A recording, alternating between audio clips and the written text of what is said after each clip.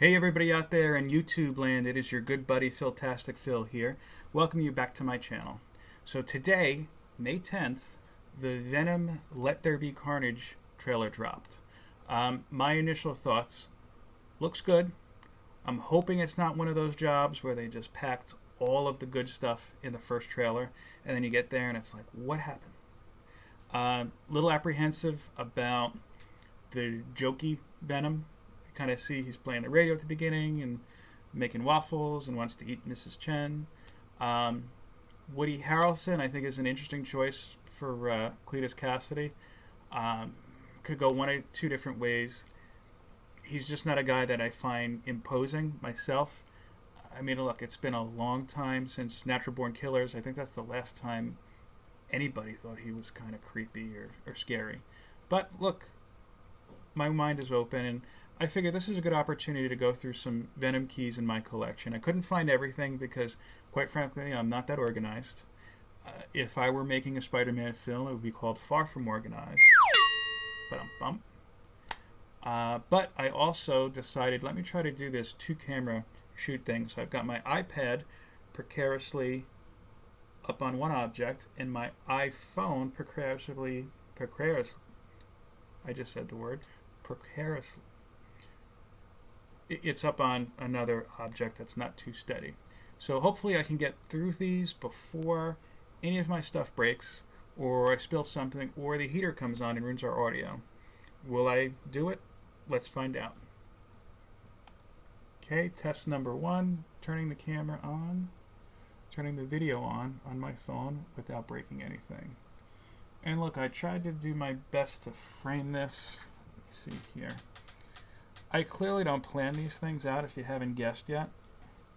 If so, I would have done things like, I don't know, iron my shirt, perhaps, but let's give it a shot.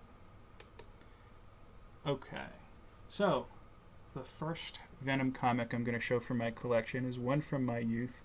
It is one of the first limited series that I purchased, and this is the Venom Lethal Protector #1.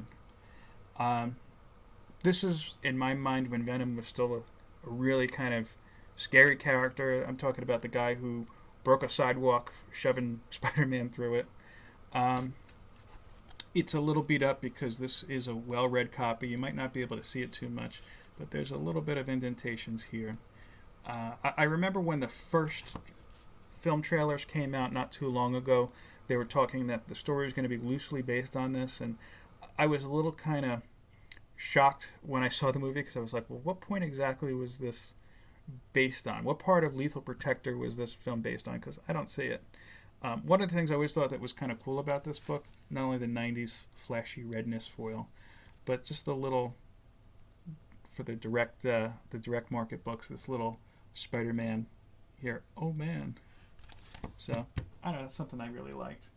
I continued to buy the Venom limited series in my youth. The next here is Venom The Madness. This, I remember reading this. I took this to my grandmother's house, actually, to read it. And I remember just saying, I feel like this could have been such a better fight, Venom versus Juggernaut. I remember the art kind of bothered me. I don't like really how Venom's symbiote looks here, or symbiote if you're Jenny Slate. And I kept thinking, look, Juggernaut is unstoppable, big, strong guy. Destroys the X-Men's mansion like every time he's there, even when he doesn't mean to, even when he's on their side. Why does he need a wooden street post to beat up Venom? And could that even hurt Venom? It's there. I couldn't tell you too much about the story. Don't remember it all these years later. The next was another part of the Venom limited series that I picked up. The limited series, I guess. And this one I remember I really liked this. This was Venom Funeral Pyre. And it was Venom versus the Punisher versus this guy, Pyre. I remember being a little excited when they were announcing all the Absolute Carnage tie-ins, all, I don't know, a million of them. I didn't read the series myself. I read it digitally. And they had one and it said Pyre. I was like, they're bringing this guy Pyre back? I don't think anybody's seen him since then. But they said, no, it's a different Pyre, to disregard that. And I just remember, I think it's the second issue of this series. You see Punisher on top of his van with like some sort of a sonic satellite dish because the sound beams or the sound waves, hurt Venom at that time, and his suit just peeling off him. I remember that being a really cool image as a kid. So let's look at the next one, and this was the last of the Venom limited series I bought as a kid. This is Venom the Enemy Within. I remember this was a glow-in-the-dark cover. I stopped the series, not that I was kind of getting sick of Venom. I was kind of hip to, like, okay, they're just going to keep putting out series after series after series of this. But my LCS I was going to, the first LCS I used to go to, which was Mike's Comics and Cards in East Hanover. Don't look for it, it's long gone, and this is why this is really the only part of that series that I have. I later tracked down Mike from Mike's Comics and Cards. He had opened up inside of... it was weird. It was kind of like a store within a store. He opened up in a card store, a sport card store, on Route 46 in Parsippany called Collector's Paradise, which is also no longer there. And I just remember going in as a kid, and I feel like the guy who used to own that store hated the comic book people. And as Mike left, because he disappeared one day, the comic selection got less and less until it was gone. But anyway, that's Venom the Enemy Within. Again, I can't really tell you too much about the story. I don't really remember it. Okay, the next, and I am hopping around. Years later, after I started collecting again, this was, I think, a couple years after I was out of college, I picked up Venom's Solo series, and this is number 1. I don't remember too much about the stories. They weren't really impactful to me. I remember Daniel Way wrote them. His name's right on the cover, of course. He went on to do, I know, Wolverine Origins and really flesh out characters like Daken. One of the things I like about the art, at least on the covers, Sam Keith, one of my favorite artists, did a bunch of the early covers, and I think, what's his name? Ramos did some of the last few of the title, but I remember this launched with a couple villain-centric titles, Mystique being one of them. Mystique was a great series in comparison to this, and Mystique kind of stole the thunder for this book for me. I do have a full run of this book, and I did follow up also with the next volume of Venom, which was the Agent Venom series. I really enjoyed that. I thought that was a unique take on the character. I don't have any of them to show you here. Of course, one of my favorite artists, as I've mentioned on this channel to nauseam, Mike Del Mundo, did the covers, or at least a couple covers for that. And I like the premise where you had Flash Thompson coming back from the war in Iraq, lost his legs, and the U.S. government fitted him with the... Good, we didn't lose the telephone. I'll push this over a little bit, that's easier. The U.S. government fitted him with the Venom symbiote and said, okay, you're working for us now. And of course, we all know how that worked out. I followed that series up until, I think, a little after Rick Remender took over. Then, if I recall correctly, I just didn't like the direction it went in. I stopped collecting it. But that was during a time, of course, when Eddie Brock was not the symbiote. They've done a lot of interesting things with the symbiote over the years. The symbiote, I remember, had left Eddie's body because he had cancer. Kind of a jerk move, but he's a symbiote.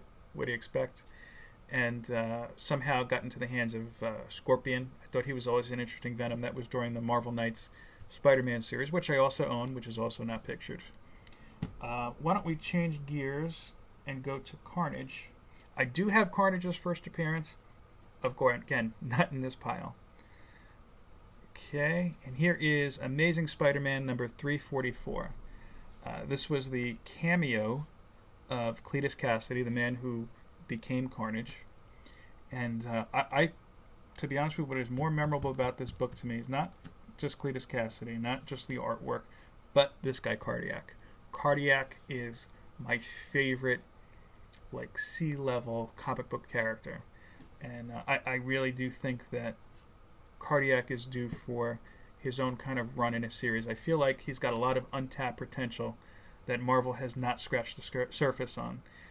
As I've disclosed before, I've taken a couple writing classes at the Kuber School. The one thing I didn't do that was smart enough is that I didn't use my own characters, so I can't shop these around. But I did write an interesting pitch in my last class for a Cardiac series, and I don't know, maybe one day I'll get lucky enough to pitch that to the people, the powers that be, I should say, at Marvel. You never know. I do also have the first appearance of the symbiote suit, the Secret Wars appearance. Can't find that, so imagine that here. Another series, by the way, another Venom appearance, I should say, that I really enjoyed, again, not pictured here, is in a book that's near and dear to my heart, one that I'm trying to complete the whole run on still. Marvel Comics Presents. I'll show a picture up from maybe Marvel Unlimited if I could find it on there. They don't have all issues. And I remember that was during Sam Keith's run. Visually stunning art. Wolverine versus Venom. I'm so surprised that this was kind of like a very... I don't want to say like underground book because, hey, it's Marvel Comics Presents, but not a lot of people caught on to it for some reason. And I think right now you're finally starting to see people dive back into the back issues and back issue bins and pick those up. Anyway, the next book I do have is Spider-Man Unlimited #1, Maximum Carnage Part 1. Good story. Probably, I'll be honest with you, I don't go very deep with Carnage at all. I didn't read Absolute Carnage. I did read his 2 miniseries. What was that? Carnage USA, and was it like Carnage in the Microverse or something? Didn't care for them. Just not my bag. If you liked them, that was great. I regret not reading Carnage's ongoing series that was out a couple years ago. One, of course, I know I sound like a broken record. Mike Delmondo artwork and what I've read online and what I've seen online just look great. And the other reason, I really thought that they just did a great job making a creepy villain-centric book. So many times you have a series where the main character is a villain and it's like, well, we have to make him a hero or we have to give him redeeming qualities. Not this one. This was like, to me, like almost like a comic book version of Jaws. If you have an opportunity to read any collected copies of it or find it in the back bins, I think some of them are going up now because of Carnage, of course. Or even if you could read it online, Marvel Unlimited app, I think, has all of them. Great pickup. I highly recommend that. Next is a book that almost immediately, today, because of the trailer, you saw eBay prices jump up for, and I have Venom vs. Carnage, #1, Peter Milligan, Clayton Crane series. Awesome art. If I remember the story, because it's been a while, I don't think I've read it since it was released. Toxin, who I think was the son of Carnage, but was a good guy, was being hunted by Carnage, and Venom was trying to protect him. It was something like that. It wasn't a very memorable story. I mean, let's be honest. Toxin wasn't a very memorable character. I have his limited series as well. I think he's killed at the beginning of Absolute Carnage or the King in Black. I didn't follow King in Black either. But Clayton Crane artwork, you can't go wrong. I know a lot of people skipped the Carnage USA series because the first issue he had the American flag draped over him, and that's a big no-no. But I think Clayton Crane does great artwork anyway. Collect what you like, you can never go wrong. And the last Venom Carnage-centric book I'm going to show you is one of my slabs. And this is a slab that should come as to no surprise. This is one I think pretty much anybody serious into comic book collecting has or will have or wants to have. And this is Amazing Spider-Man 300 7.0. This was one of the first books I think I had slabbed. I haven't pressed or done anything with any of my books yet.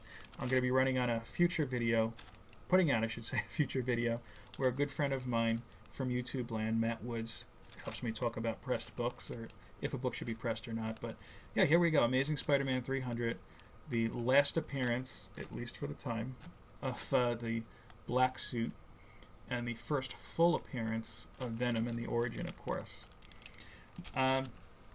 So, spec-wise, yeah, I mean, I guess all these books are going to get attention. Amazing Spider-Man 300 was going to be going up anyway, to be honest with you. Where do I think the Venom movie is going to take it? It's hard to say because Venom is the one character I think Sony has not attempted to tie into the Marvel Universe quite yet. I would imagine that if Kevin Feige can figure out a compelling way to do so, he would do it. I don't think you're going to see him in Spider-Man Far From Home. I do think there are some surprises in that movie, don't get me wrong, that they haven't announced yet. Me personally, I would bet on a live-action Miles Morales and perhaps a live-action Spider-Woman and maybe a Black Cat popping up in that film before you see Venom or Carnage in Spider-Man Far From Home. Is it no? Is it Far From Home or Out of Too Far From Home? I don't know. It's far, and he's not home. So that's what I was going to show you this evening. I hope you enjoyed this look through my comics. If I could find those other two Venom-centric comics, again, Secret Wars and the first appearance of Carnage, and if I could dig out the Marvel Comics Presents books at some point before the Venom 2 movie comes out. I don't think it's coming out until the fall. I could be off on that. Then maybe I'll come back and do a follow-up video. Did you like what you see? What other Venom-centric or Carnage-centric titles that you like that I just didn't display for whatever reason today? Let me know in the comments. And as always, please give me a thumbs up, share this content, subscribe if you haven't. I have like 20 subscribers right now. I don't know if that's good or not. I've only been doing this for a couple months. But I promise you this, when we hit the 100 subscriber mark, if and when I should say, I'm going to start doing some giveaways. Nothing big. I'm not like Reggie. I can't be giving away slabs. But, just some doubles for my collection. Just some cool things in general that I've been holding on to that, some of you out there in YouTube land may enjoy. On that note, thank you again for watching my channel. Hope to see you again soon. Enjoy the rest of your evening. And remember, peace, love, and comics. Good night.